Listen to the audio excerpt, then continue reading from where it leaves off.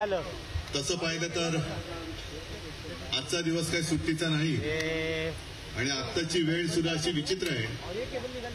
ही सभेची वेळ नाही आणि तरी देखील तुम्ही किती वेळ झाला इकडे थांबलात माझ्यासाठी मला माहिती नाही. मी तुम्हाला सर्वप्रथम धन्यवाद देतो.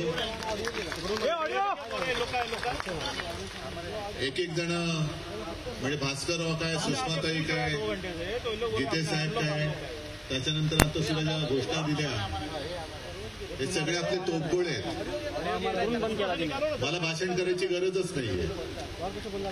हे असे एक एक तोफगोळे त्यांच्यावरती आदळल्यानंतर फक्त गुहागर कशाला महाराष्ट्रामध्ये शिल्लक नाही राहणार आहेत.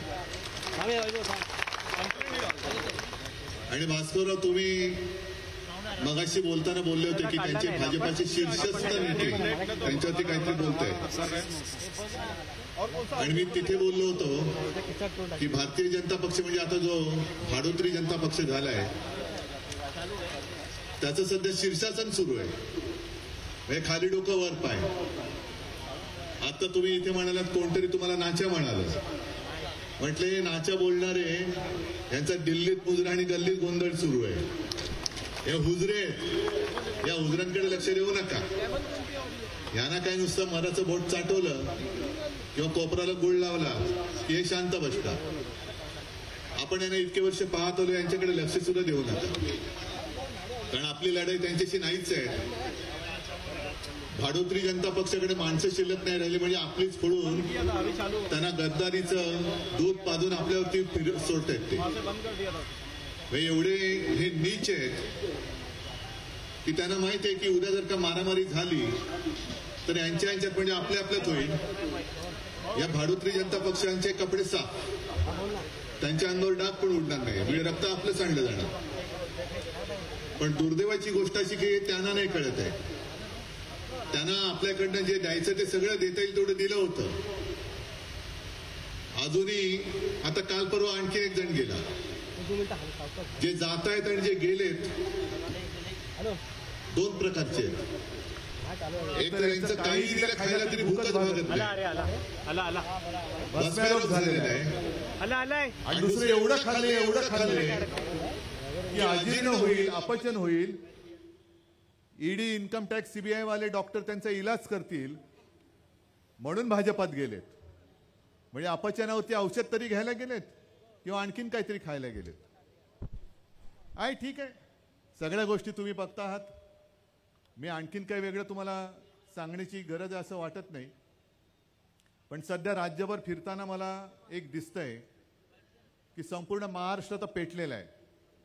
शेतकरी पेटलेत, कामगार पेटलेले आहेत, तरुण आहेत, महिला सुद्धा रागवलेल्या आहेत आणि सगळे एकच म्हणतात की ह्यांनी आम्हाला फसवलंय.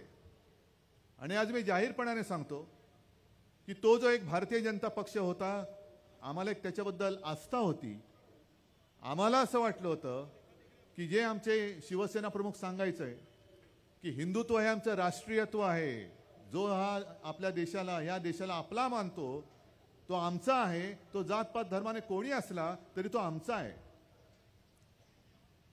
पण यांचं हिंदुत्व भलतं निघालं. आम्ही आज जो काही विचार मांडतो आहोत की आमचं हिंदुत्व हे घरातली चूल पेटवणारं हिंदुत्व आहे, म्हणून इकडे मुस्लिम बांधव सुद्धा आलेले आहेत. पण यांचं हिंदुत्व हे घर पेटवणारं हिंदुत्व आहे. म्हणून मी जाहीरपणाने सांगतोय की हा जो भाडोत्री जनता पक्ष आहे तो माझ्या देशातल्या तमाम हिंदूंच्या भावनेशी खेळतोय, तमाम हिंदूंना मूर्ख बनवतोय, हिंदूंना नुसतं द्वेषाने पेटवतोय. ठीक आहे, राम मंदिर बांधलं गेलं. राम मंदिर भाजपाने नाही बांधलं, राम मंदिर मोदीजीने नाही बांधलं.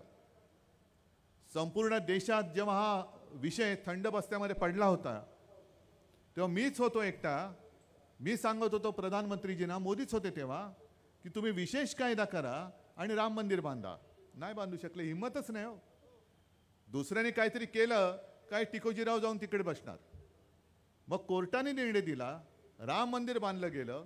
आणि राम मंदिराच्या वेळेला अनेक जण मला सांगत होते, भीती व्यक्त करत होते की उद्धवजी जरा आम्हाला भीती वाटते. म्हटलं आता कसली भीती, राम मंदिर झालं नाही, तीच भीती आहे. म्हटलं काय आतमध्ये खरंच रामाची मूर्ती असेल ना हो, बरोबर ना. का माझाच फोटो येणार, माझीच मूर्ती येणार? कारण फोटोमध्ये तुम्ही बघितलं असाल स्वतःला हे हिंदुत्ववादी मानतात, पण यांच्या आजूबाजूला शंकराचार्य नसतात. आज जो भाजप आहे त्या भाजपामध्ये शंकराचार्यांना स्थान नाहीये, पण भ्रष्टाचारांना स्थान आहे. हा यांचा भाजप, हे यांचं हिंदुत्व. आणि आम्हाला हिंदुत्व शिकवतायत.